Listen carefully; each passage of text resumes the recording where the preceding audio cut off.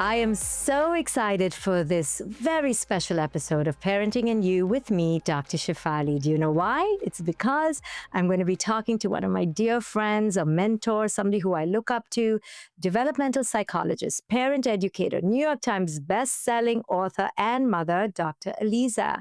She is known globally for her work on parenting, her amazing podcast, her amazing influence in the world of raising children. I'm so looking forward to this conversation because she has taught me so much. You are going to love this conversation.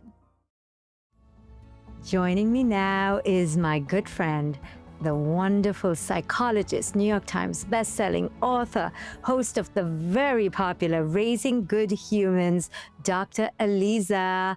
Welcome to my podcast, Aliza. I'm so happy to have you with me. I'm so happy to be here. Oh my goodness. So you have this amazing podcast. You are venerated as this parenting expert. Does that put pressure on you sometimes when you're parenting your children? And then when you have a big meltdown or one of those big cringe moments, you're like, oh my God, thank goodness no one is watching me right now? Daily. And my daughters are, when they want to really pull at a thread, they'll say, aren't you a professional parent? And I'm just like, Right. Isn't this what you teach others? So you have an 18-year-old daughter and a 15-year-old. What is the hardest thing about this age? I mean, what I find just so bizarre is that my 18-year-old is about to graduate, and I'm so aware that it's a good thing that she's about to fly the nest. And I've been talking about it with other people for years, and I'm constantly shocked at how overwhelmed with emotions I am. I'm just like, wait a minute, what if this is it? Even though this is exactly where she should be. And we have really transitioned. Our relationship is fully transitioned. And she keeps asking me permission about things where I'm like, you're 18. I mean, thanks for asking. And also, I mean, she's under my roof still, but that is very challenging just to figure out, like, I'm still her mother. And also she's an adult, technically. And then with my 15-year-old, it's been challenging to remember that she's still 15. She's not 2. But because my older one is leaving, it's just us. So I'm probably a little bit more just nuzzly than I should be. What was the hardest part of this age group? You know, so many parents are traumatized by teenagehood because it is such a perplexing in-between phase of, you know, they think they know it all, but then they yet need us so desperately. And they push and pull at us, you know. Many times they yell at us for being too controlling, but then if we pull apart or withdraw, they cling to us. So it's confusing. What was the most challenging part for you in the whole of this journey in teenagehood? Well, I think it's that I say all the time, like, zip it, like our wisdom. I think we all kind of feel this way. Like our wisdom, though we have the wisdom of years, is not super helpful. They need to come up with their own thoughts and plans and feelings. And then I catch myself constantly lecturing when I'm like, oh my God, I just did it last night. And I'll say things like, this is your decision. And then I'll proceed to give the 72 reasons why the decision should be a particular way. Right. And they've called me out on it so many times. They're like, it's our decision. Great. And if it's not, and you're just saying it's our decision, then just admit that it's not our decision. And it's just so, each time I hope that I'll do better. Right, because it is their decision and you want to just tell them all the negative things that could happen, Yes. right? So, you know, sometimes, and we were like this probably as teenagers too, the teenager also has, I think, a perplexing time in their own body, trying to figure out their own autonomy and freedom needs, and also being very clueless about the world. They are also stuck there, right? We're stuck there. They're stuck there. It's such a confusing time for all of us. You know, last night this was sort of exact moment of my younger daughter's sort of at a crossroads and deciding if she should switch schools, an unconventional time in high school. And she's really struggling with this decision, which I don't even want her to make. I am certain of the right decision. I'm so certain of it. And she is leaning in the absolute other direction and prioritizing things that I don't want her to prioritize. Because when it comes down to it, I'm sitting there listening to all of her reasons and I'm just thinking of arguments of why she shouldn't do it. And I was talking to her for so long and I watched that every time I pushed even slightly about the other direction, she doubled down on her wanting to make this other choice. But if I said, you know what, do that, she then was kind of like annoyed with me for giving up so easily. And I said, do you want me to just make this decision for you? I know it's really hard and I'm happy to. And she was just so annoyed. Like it was just like she wants to be there with me and talk to me, but she also, I can't say anything. Basically, that's right. I know. And I don't know whether it's a girl thing. I mean, boys cannot be this. You think it's a girl thing? No, I think a lot of it has to be because I think boys are like, just tell me what to do. And Yeah. I mean, because girls are so hyper articulate and so hyper emotional, we can tend to kind of tie ourselves up in knots. And then we drag the mother because she's also so emotional and gets so yeah, over involved. So I think the daughter and the mother, I have a daughter, you have daughters. yeah. I think we can twist ourselves into a tight knot and no one knows how to break free, and we keep going and we're so verbal. It's that too. It's just like hours of chatting and getting into it. And I was thinking, because I do have a stepson, it'd be 2 sentences at most in 2 hours. I know. I think that's quite a relief on some level. On the other hand, it's wonderful that our daughters are so articulate and verbal, but I feel the same way. Sometimes I think to myself, like, when is this going to end? Like, how much do we need to talk about the same thing? Over But and I think young women, especially in today's era, my goodness, they have the language and the lingo, but they yet don't have the competencies, but they are trying to figure it. I mean, it's so much. I envy fathers and sons sometimes for the simplicity. It is a thing. I mean, I think girls are extra, extra in terms of wanting to process things, wanting to talk about everything. That's a beautiful thing, but I think sometimes they can get so in their head that they twist themselves into a knot. And then we as mothers have to be watchful for not perpetuating that constant, incessant overthinking. total, the co-ruminating that we can do is magical. Oh my goodness. I remember in graduate school, I had to code mother child interactions. Like Yes. 2,000 of them were in one, it was like 4 quadrants and you rate each one. And for a long time, it really messed with me because I'd walk around coding interactions just 'cause Yeah. I thought it was like fun. And then I had my kids and sometimes I would do like, oh, I would not give that interaction a very high score. And now I sit there and I'm like, you are doing the thing that I would write down, Not so good. not so good. But I also like am nicer to myself. Maybe then it's like the one Mm-hmm. benefit of this Mm-hmm. maybe industry. I hate to call it an industry, but it seems to be an industry now. But is that I'm so gentle to myself when I do that because I'm like, this is because we're people. And I keep telling parents I work with, and I'm sure you do too, and I tell this to my daughter, that the goal isn't some utopic perfection of endless harmony. The goal is really to honor each other's humanity. Yeah. And to be human means to be fallible and imperfect. And I think sometimes we mothers, especially, put so much pressure on ourselves.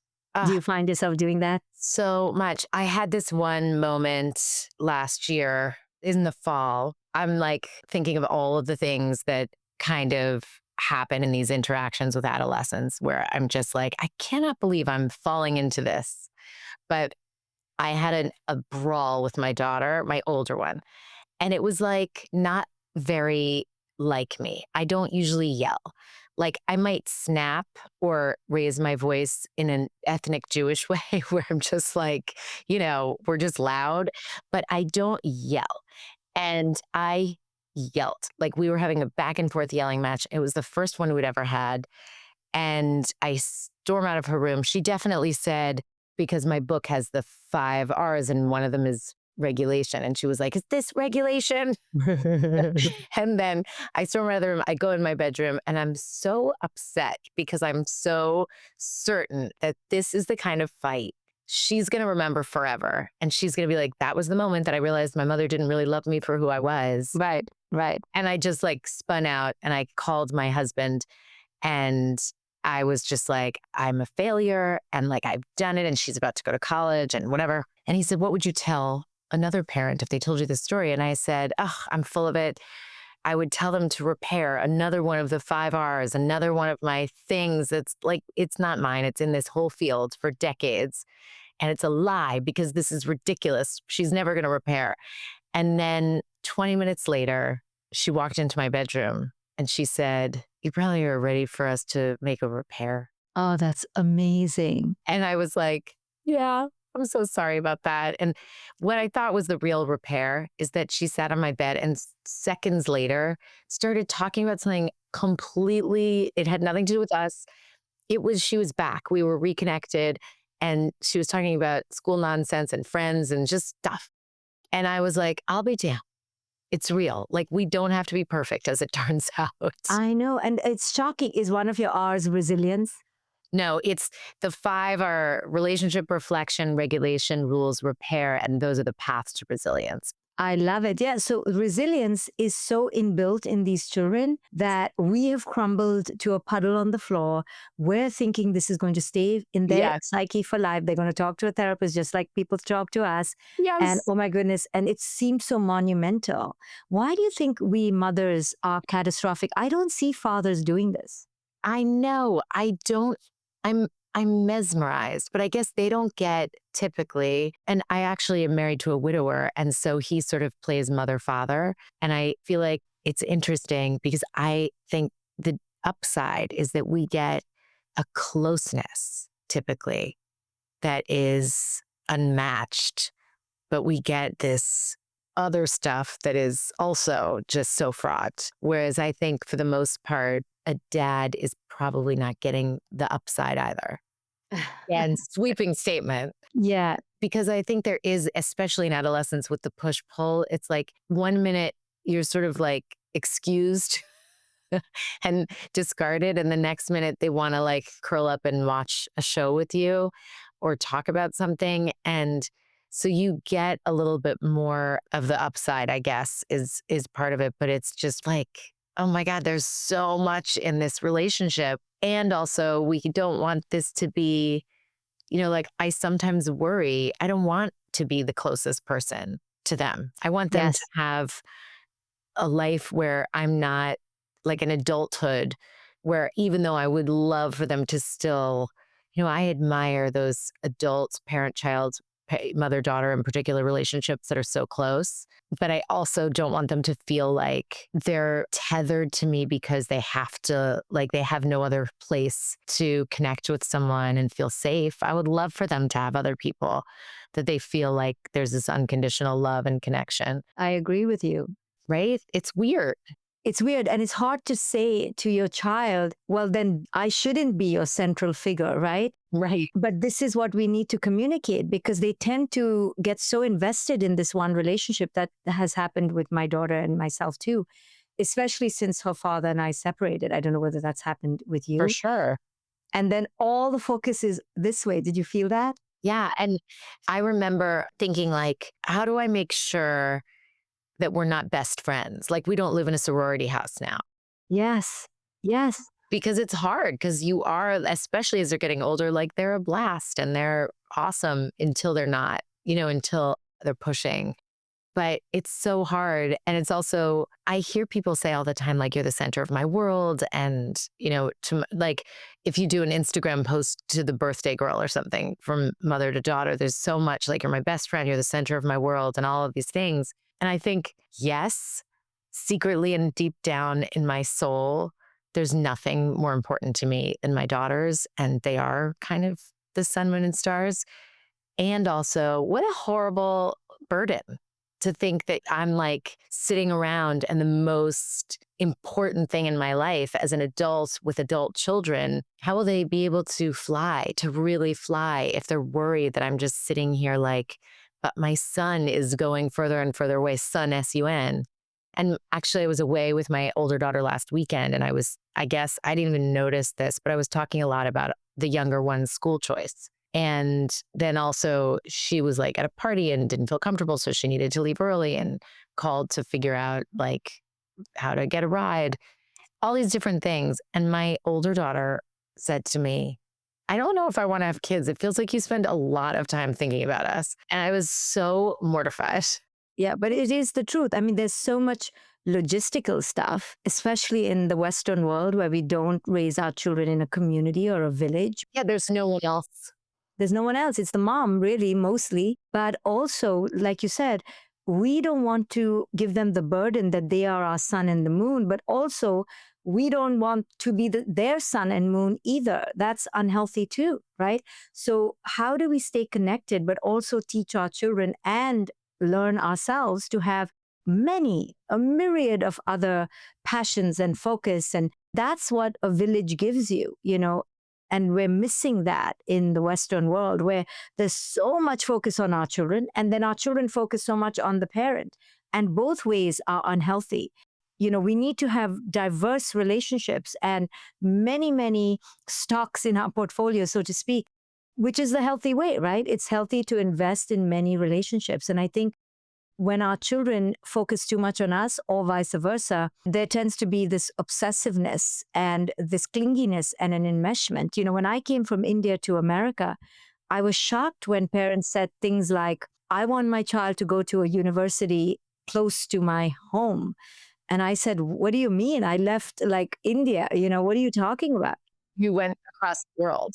Yeah, I came across the world. But this is a very Western thing. Yeah. I mean, not for every family, but many families want to stay very physically proximal to their children, but it's actually enmeshment. What do you think? And have you noticed that as well? Well, for sure, when my daughter's going across the country for college, and I had previously, I was like, what kind of controlling over whatever? Like, I didn't see my parents when I was in college. Like, Right. I never went home for the weekend to do laundry. Like, no, I was gone. I came back for vacations, and that was that. But when my daughter committed to going across the country, I had a moment of like, oh God, this is a totally different thing. Like, we can't just grab dinner or she can't just come home. I do hear from people whose kids are closer by that they'll just come home when they're just tired of the dorms. Or I think Western kids today have so much freedom and comfort at home that they like don't have that much incentive to leave, which I can't really decide if that's like, I don't want to say it's unhealthy because as I'm embarking on that era, I'm kind of like, oh, well, I would like that. I would like to be able to offer extra comforts. But there's something about it that makes everybody less incentivized to just do their thing. Yeah, I also haven't really fallen to a decision. My inclination is to resist that because I think I flew the coop so early Right. that I have a resistance to people clinging to each other in their 20s. I do believe that the 20s in particular are a very crucial, critical developmental phase of experimentation, of self discovery, of falling down, of making mistakes. Typically, the parents you have when you're in your 20s, we're still young to pick up the pieces. Yeah. So we can be that bedrock. But I do think that this generation, that our children's generation, is finding unusual comfort in our homes, which is surprising to our generation because we just flew, we left, we couldn't wait to go. I do wonder about this. I really am on the fence because I love that there is like an honoring of how valuable connection and relationships are. And so I don't want to minimize how wonderful it is that our kids would want to come home. But I do think it's going to be harder and harder for us to say, you've got this. Right. Like, you don't need to. Like, it's not that I'm not here. It's just I believe in you. And it's so hard to give the message I believe in you if we're sitting there like, co-ruminating with them about every little thing and saying like, you know what, this is hard. Just come home for the week and we'll figure it out together. I don't know, because I want our kids to want to do that if they need to and know that they can. But I also want them to know we believe in them. Like, we're not actually so worried that it's hard in their 20s. Exactly. We know it's just part of the deal.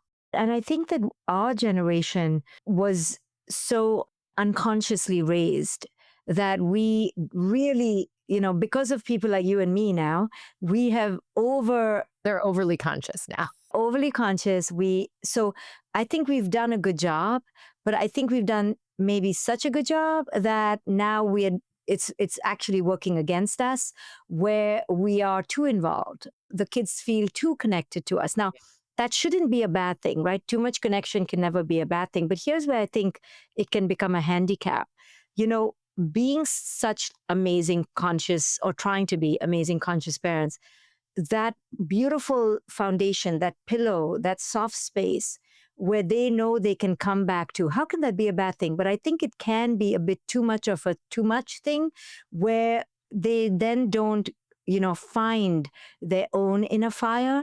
Yeah. Sometimes you need a few thorns to find your grit.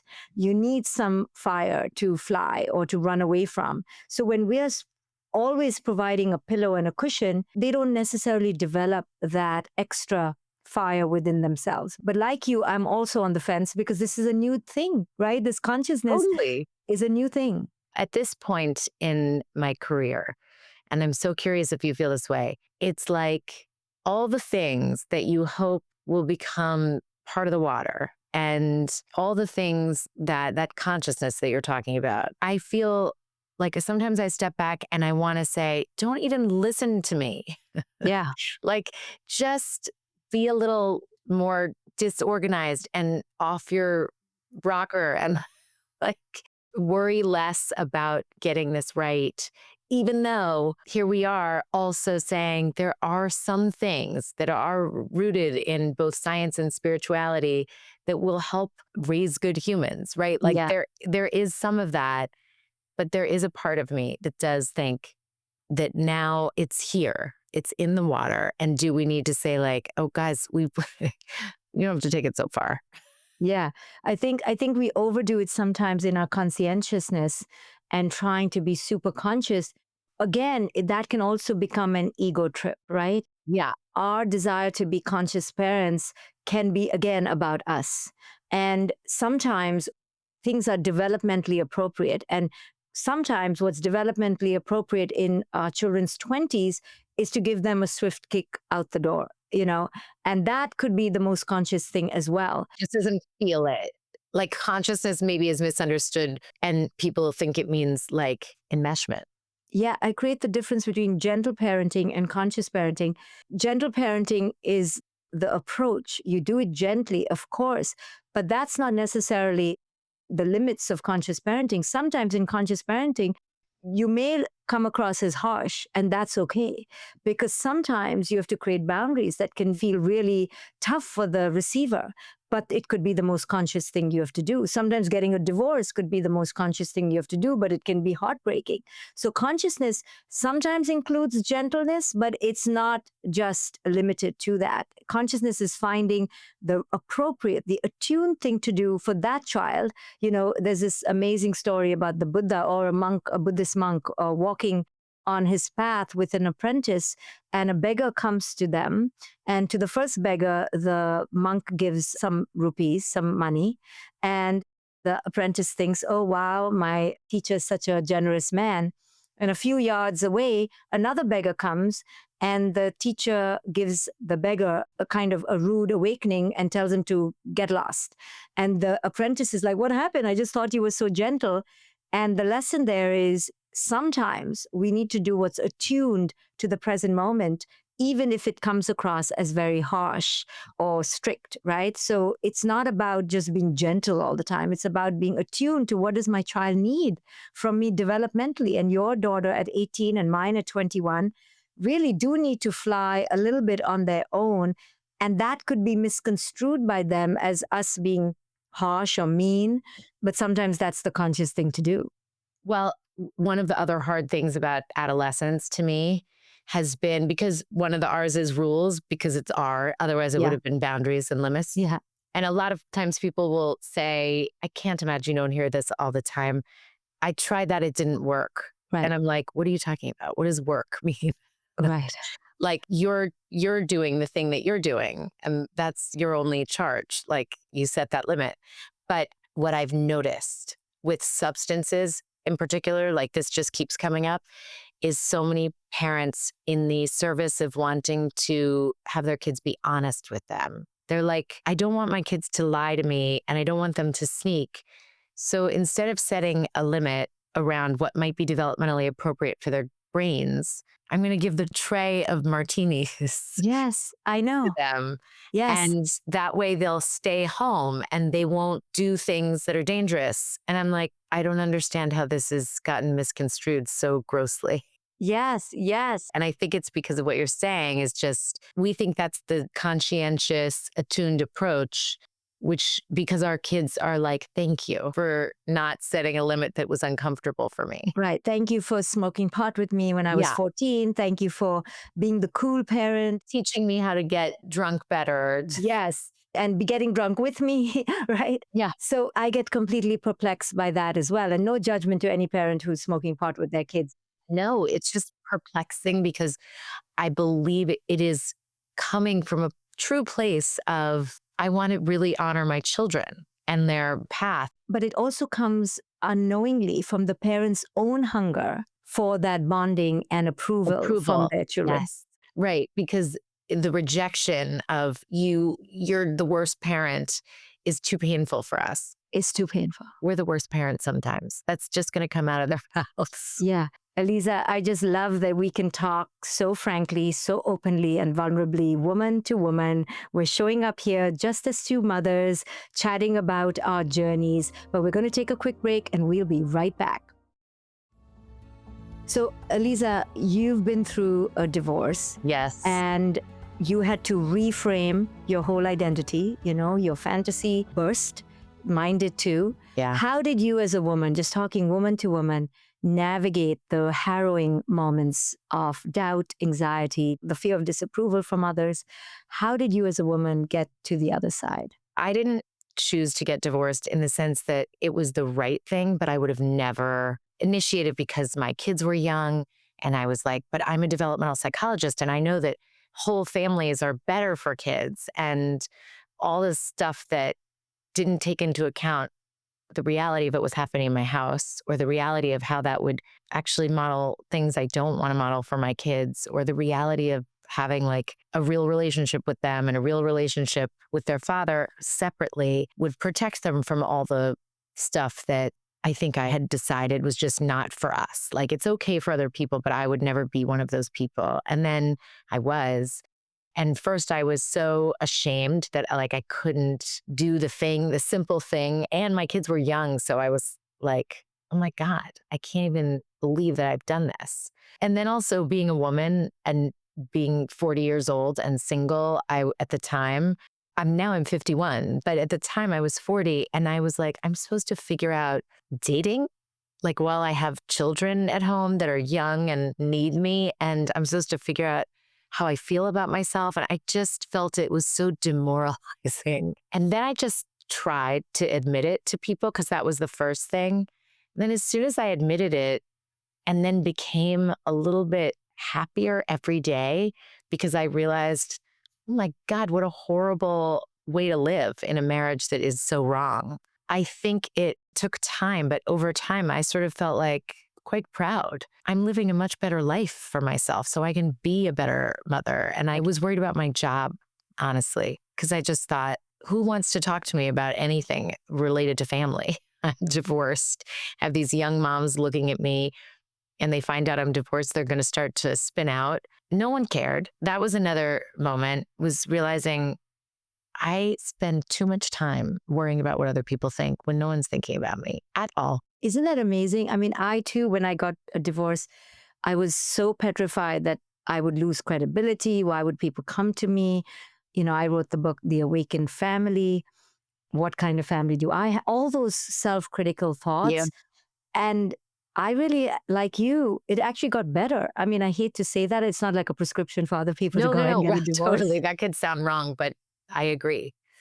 I mean, it's like it became better. How is that possible? And I think it's possible because people sense the authenticity of the journey and the real growth that we've been through because of it, because of doing it honestly and going through the pain. It's a vibe. It's just people just feel that connected because I got none of the disapproval I was afraid of. I got none of the rejection. Right. And doesn't it actually make you so much more fearless now? Because our greatest fear has been achieved and we've gone through it without much of the pain that we imagined. Now we can use that in our life, right? The worst fear is over. I feel like if you were in the wrong marriage for that time, maybe it was the right thing when it started, but coming out, again, not a prescription for people who are, I love when people figure this out, Yeah. but I think it is so true. It's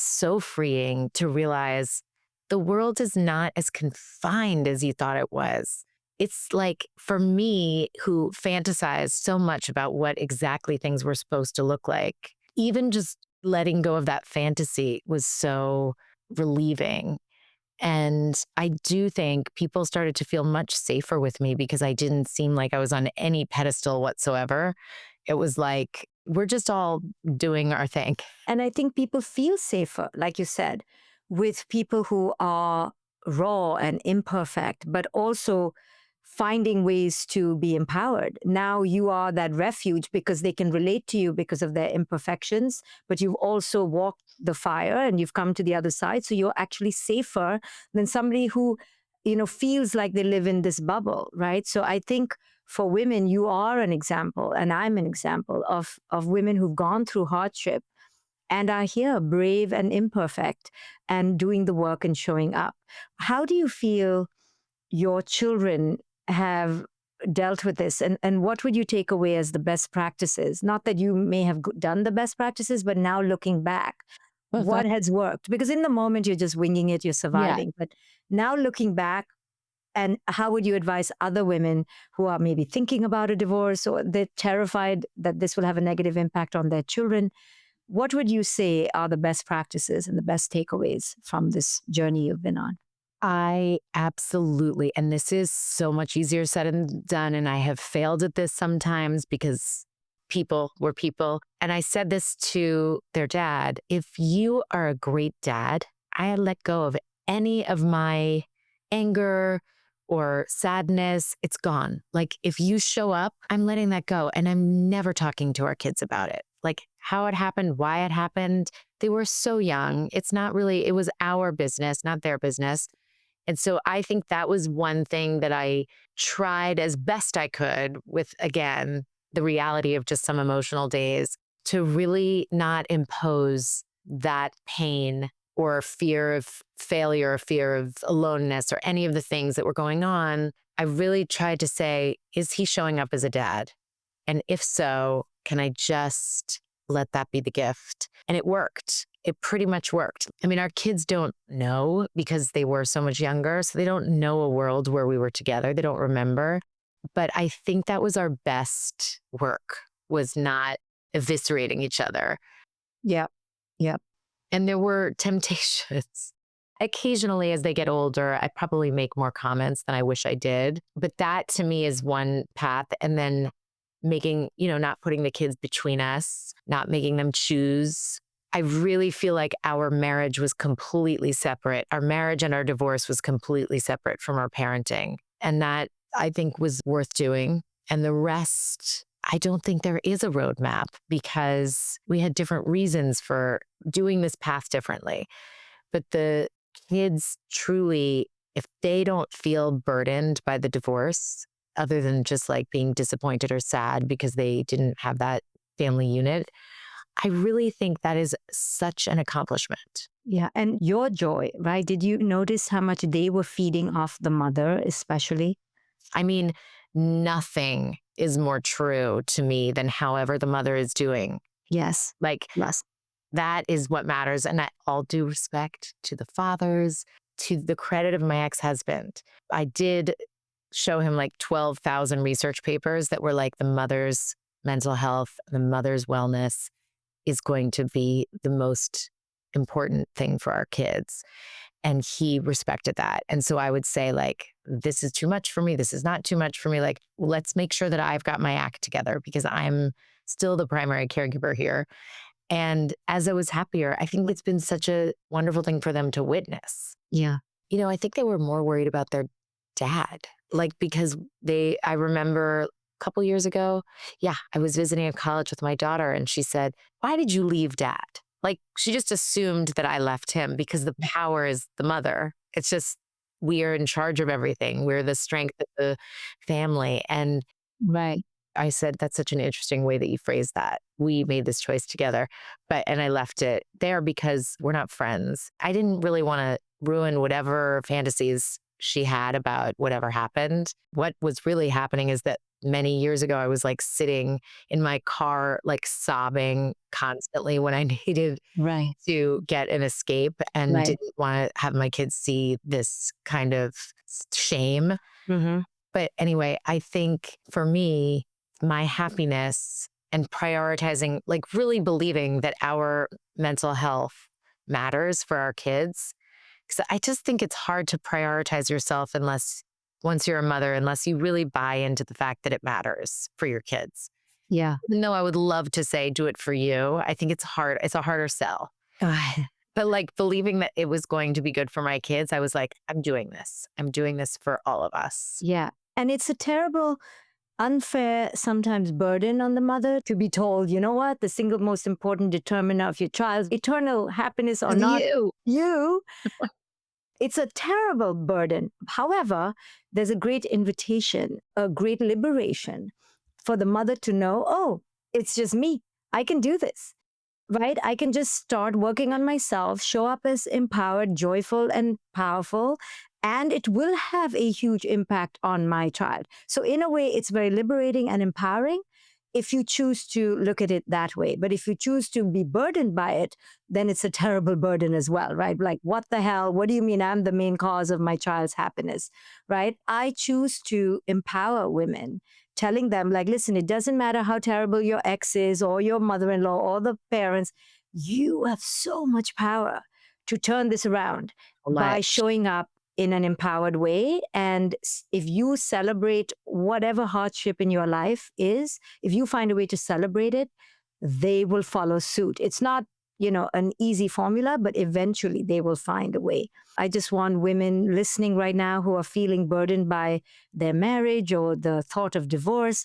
Here are two of us, Aliza and myself. We're both so-called parenting experts and psychologists, and we went through it, and we are here to talk about the other side.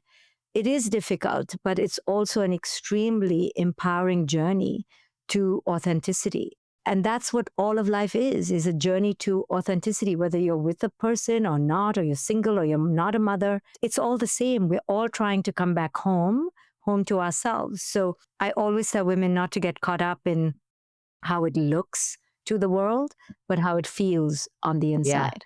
it's so true. I love when anybody who's going through this early on, I love being able to be on the other side, to just know in my bones, I'm like, you are going to see a totally different life. It's just right now is so painful, but it's temporary. It's just temporary pain. And it's so hard to imagine the other side, but it's so great on the other side. It's so great. And actually, and I'm not selling this again as the thing to do, but your children are so remarkable. What you think is going to break your children actually doesn't break them. If again, you are the stable, steady, safe force, they have to have that. But if you manage to hold it together and see the alchemy of the possibility, your children will eventually actually become more mature, more stable, more strong, more powerful. Because, I'm always reminded of this poem. It's called The Art of Losing. Losing, and in Buddhism, losing is an art, and it's the art of detachment. It's the art of letting go of your fantasy. There is great wisdom in that, in the dying before you really die. So, divorce is the end of a chapter. It is a death of a fantasy, but through it, you learn that you actually can be more alive. And practicing letting go is actually one of the greatest gifts we can give our children. Of course, we have to do it in a way that's mindful and empowering and soft and safe. But life is brutal, and life can be unpredictable. And teaching our children that we can survive the storms of life is a whole other level of parenting and lessons? I think the poetic version and the science, and to me, this is just so beautiful, are so aligned. And so, however, people like I needed to receive, as I get older, I'm much more inclined to think about all of the things that you just said. At the time, I was like going through all of the research and I was like, I need to understand exactly this impact on my children.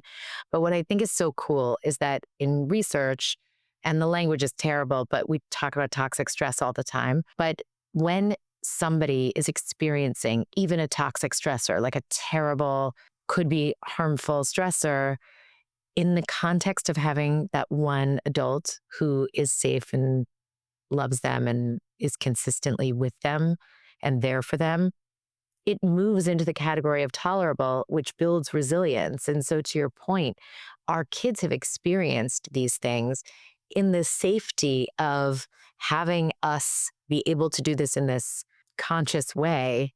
They're actually stronger. I truly believe you wouldn't wish it upon them, but watching the resilience muscle building because we're able to say, I am in control of me. That I can do. Some days are easier than others, but that I can do. And I can actually help grow that resilience through these hard times, to me is like, oh, so all the stuff you hear is about, when you unpack it, it's about the unraveling of the adults in your life who couldn't then be there for you. But if you can do both, it's quite Yeah. remarkable.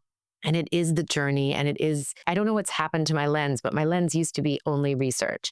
And now my lens is getting more and more like, wait a second, I much prefer the Buddhist way of explaining this. It's the But same. it's the It's the same. same because wisdom comes from our natural state of evolution. So, our natural state of evolution is to face adversity without attachment. So, our brains have evolved in that way. We came from adversity and non attachment, right? We didn't have homes. We were communal. We were nomadic. So, somewhere we are actually resilient already. It's in our wiring. We have actually created fragility by creating so much safety now Yeah. for our children, which takes us back to how we started this conversation, right? Whole Like, other are thing. we making Yeah. it too safe for our children now that they cannot even launch, right? And how much safety Yeah. is actually now getting toxic to a level of toxicity? Is it safety or is it enmeshment, right? That's what, you and I are facing as our children are becoming adults. And all of us in this generation need to be aware of because we're giving so much to our children, more than any generation has ever had. But we have to be aware that it could be adverse for them. It could be like ChatGPT or AI, where you get information like this. How good is that, right? Where they don't have to work through a puzzle, where they don't have to wait for their food to be cooked. Now, Uber and instant gratification, that is not how our brains were Right. wired. We were wired to have delayed gratification. So we're kind of working against our wiring. And so Buddhism is actually in cahoots with our natural wiring and our natural state. But your book is called The 5 Principles of Parenting. Yes. Yeah, I love it. Everyone should grab a copy. Your incredibly effective, powerful, influential podcast is called Raising Good Humans. And lastly, Aliza, before we leave, what would you say has been the hardest generational baggage you've had a hard time unloading? My grandfather and grandmother are Holocaust survivors. My grandfather's 100, but he's still alive. The message is like, you have to make it worth this survival. Like, it was so intense. So I'm trying to let my kids be just people who are not charged with like achieving something because that was their birthright to make up for or to explain survival from their great grandparents. But even to this day, my kids will say every time, every little moment I catch this, I try to address it. Like if they feel something heavy, they'll say like, I know at this age, my grandfather was doing this or my grandmother was experiencing this. And it's like a way to have context, I guess, or perspective, but it could just go in a very bad direction of achievement pressures and not feeling worthy for just being who you are. Right. You have to feel like you've got to make every moment count Yeah. because you are a descendant of a survivor of the Yeah. most unimaginable trauma. So, what are you doing being on the sofa and why are you just wasting your time? Like, look at you. You've been given this privilege of a life Yes. that can be quite stifling and burdensome. I'm sure you had it a lot more than now your kids have it. For sure. I think it's getting better with each generation, but I can't tell you how many, and I see this a lot in survivors, and this is very immigrant mentality to begin with. Like, how are your grandchildren? She's a PhD. Like, Yeah. like that's the first sentence. On the one hand, it does like move you to action. On the other hand, I definitely felt more valued for my accomplishments. Yeah. What I never want my kids to feel that they are valued or their love rests on that. Yeah. It is so true what you said. This immigrant burden or the survivor burden to now become something so important because you were given this chance at just living. And if we're not careful, for any survivors of trauma or immigrants out there listening, we can unconsciously put this on our children. Aliza, it's been such an honor. I adore you. I think you are making such a difference in the world. So thank you for all you do. Thank you for being my partner out there in the world with conscious parenting and being such a beacon for so many mothers and parents and for me. So I so appreciate you being here. I'm so grateful to be here. It's such an honor. And one last thing I'll say that I got out of getting divorced and the last decade has been women. How we support each other has been everything. And you embody that. And it's just inspiring. Thank you, Aliza. Thank you. I hope all of you enjoyed this conversation with my amazing friend, Aliza. And I hope you could hear that at the end of the day, we're just two women trying to figure it out. No matter what our accolades or our degrees, we both make mistakes consistently in our parenting. We're still fumbling through the journey. And that's what it's all about. It's about just trying harder, showing up more, and making a lot of mistakes and doing a whole lot of repair. So I hope you enjoyed this podcast. Do check out Dr. Aliza's podcast. It's called Raising Good Humans. And I will see you on the next episode of Parenting and You with me, Dr. Shefali. Parenting and You with Dr. Shefali is for educational and informational purposes only.